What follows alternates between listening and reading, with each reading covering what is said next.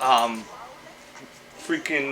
we're down in the garage again. It's fucking bitter cold today. I can't even get it that warm in here today. It's like 20 degrees outside. I got my stupid little backup heater just to keep my hands warm. It's cold as shit. Usually I keep it warm in here, but not today. So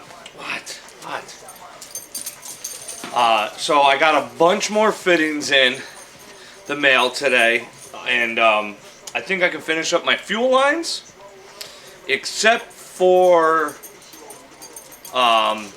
flex fuel sensor. I don't have the dash 8 to EFI to 3/8 oh shit to 3/8 EFI. I think were the fittings I needed for that. I still gotta buy them. From what I remember, there's only one company that sells those, so I gotta order those. I had another shipment come in today of all fittings.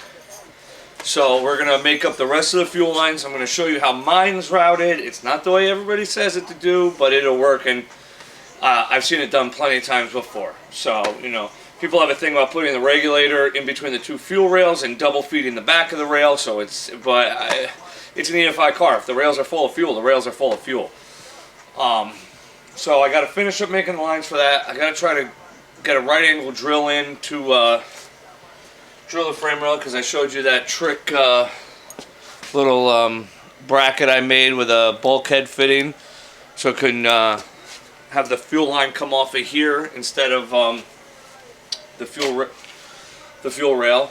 One of the Honda guys told me, one of the All Motor guys told me that he had the Jiffy Tight fuel fittings on his car meant for ethanol, and it made like a dyno day and like 2 passes and they started leaking. So I don't know what I'm going to do about that just yet, because I'm not going to spend $70-80 on a fitting that's going to last fucking 10 minutes. So as you can see, I got all my vibrant fittings in. Well, what I think is all. We'll find out once I actually start to get everything in. I got these fittings right here. That's quarter to quarter, male to female. These are going to be for the tranny line, because I don't like the way they'll slope back on the tranny. So we're going to 45 degree them back. So I got adapters, I got plugs, I got 45s, I got everything. I still got to get that in. I still got to get my fuel filter in. So that's all came in.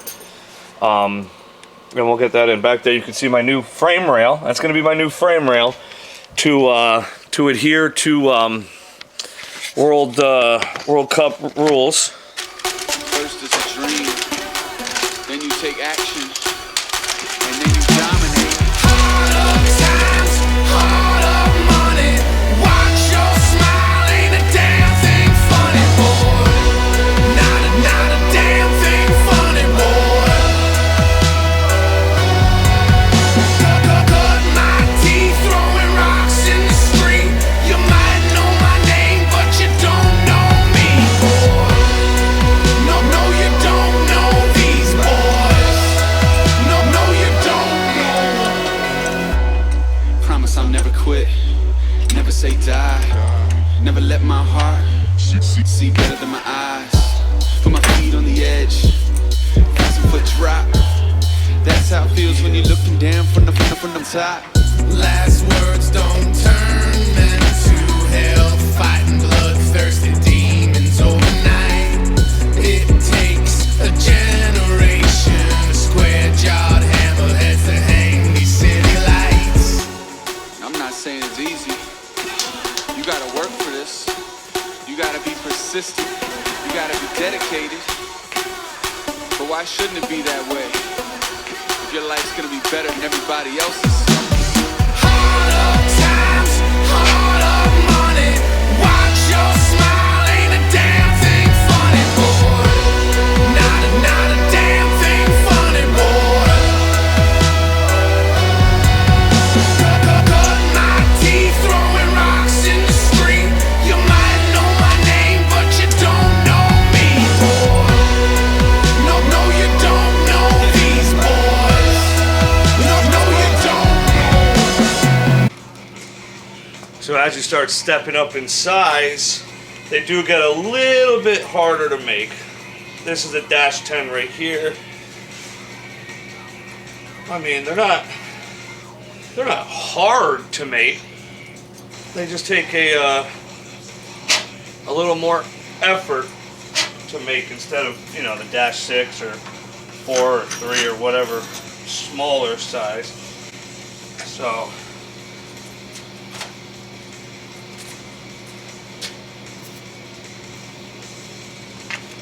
it's not that bad.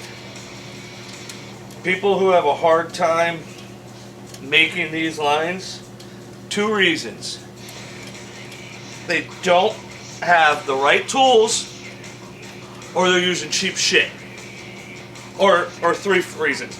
They're using the wrong fittings for the wrong hose. If you try to use, you know, steel braided line with fittings meant for nylon, it's not going to work out well.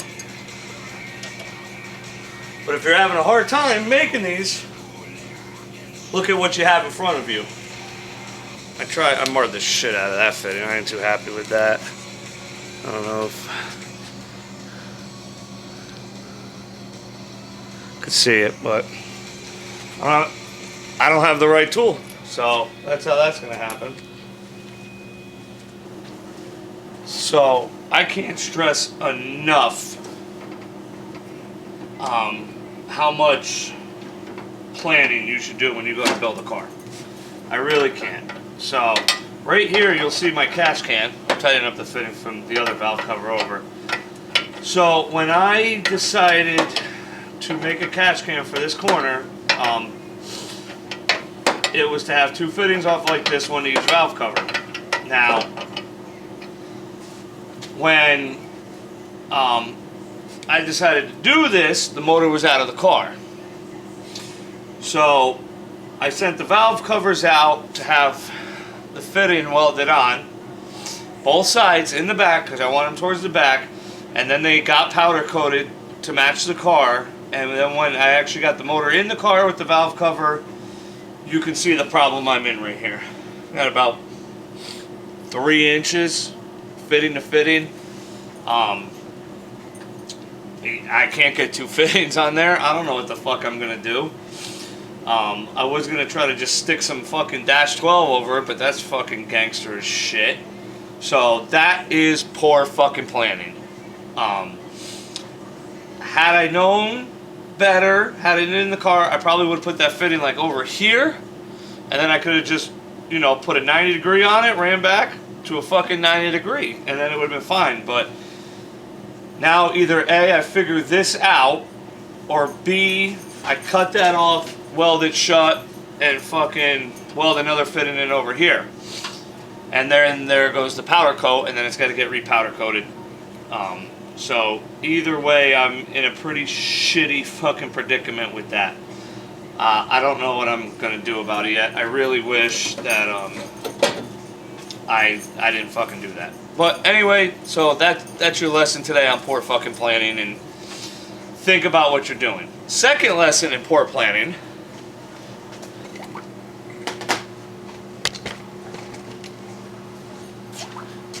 is fittings.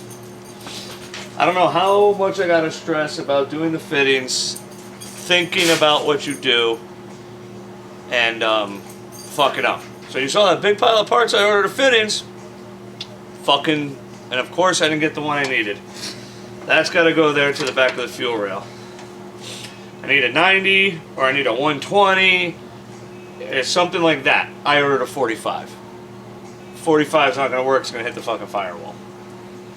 So, fucked up again.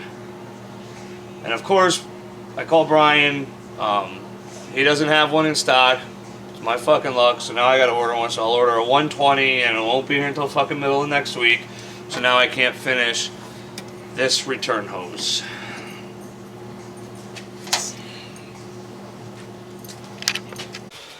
So my mama didn't raise no fool.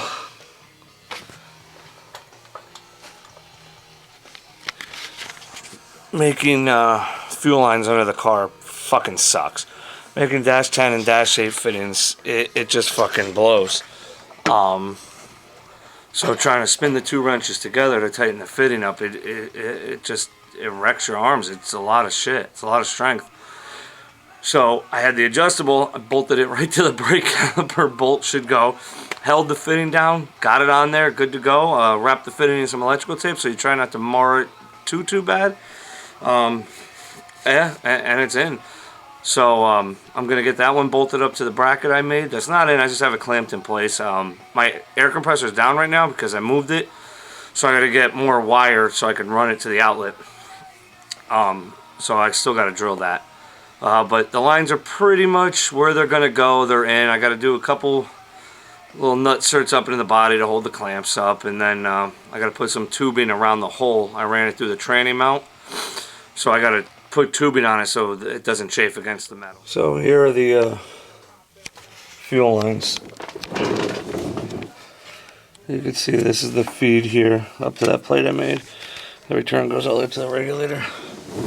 I did put it through the tranny mount. As you can see, there isn't any rubber on here yet. I got some tubing to put on so it doesn't tear up the ends of the hose and cause a huge problem. As you can see, I got them run all the way down. I did put the fuel filter right here. I don't know how much I like it yet. That still might get moved. So what I did bring home was the tab for the tranny line fittings. As you can see. And then I brought, I got this today. I finally went out and got a bunch of Phillips head machine screws, 10/32 with the proper sized aluminum nut certs here. If you don't know, this is a nut cert, thread cert kit, whatever, thread cert, nut cert, whatever you want to call it, but this sinks a, this is obviously much bigger. Drill the hole, crimp this into the hole, and that gives you threads in the body. So that's what I'm going to use in the body. 9/32 drill bit for it, and we're going to do that. So I got to drill a bunch of holes in the body from where I put the self-tappers, crimp that in, and that's going to be done. Though I am country, don't get the wrong idea. My ego's getting bigger with every song I hear. Cause y'all been bullshitting, spitting that booty chatter. I here for 2 days and came with something that truly matters. On goes the saga.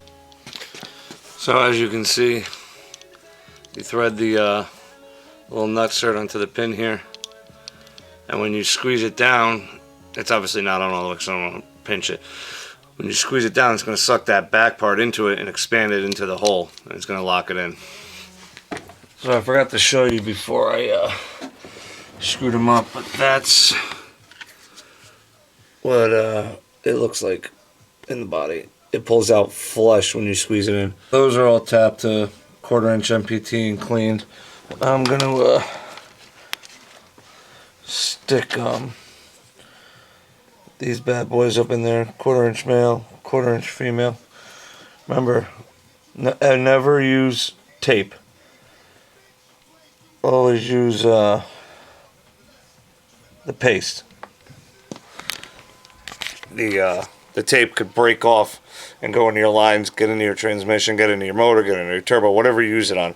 Always use the paste. Those lines are pretty much all in there, all done.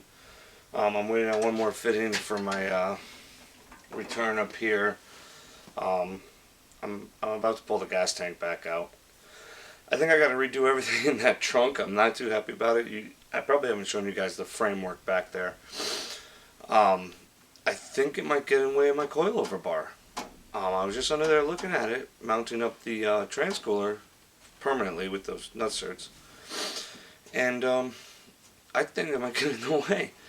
So I got to see if I can order that this week.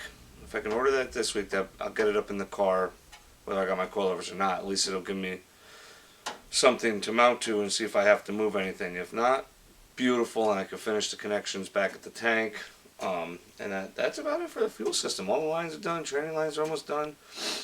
I did run into a problem with the training line to put the 45-degree fitting in. It hits the bell housing.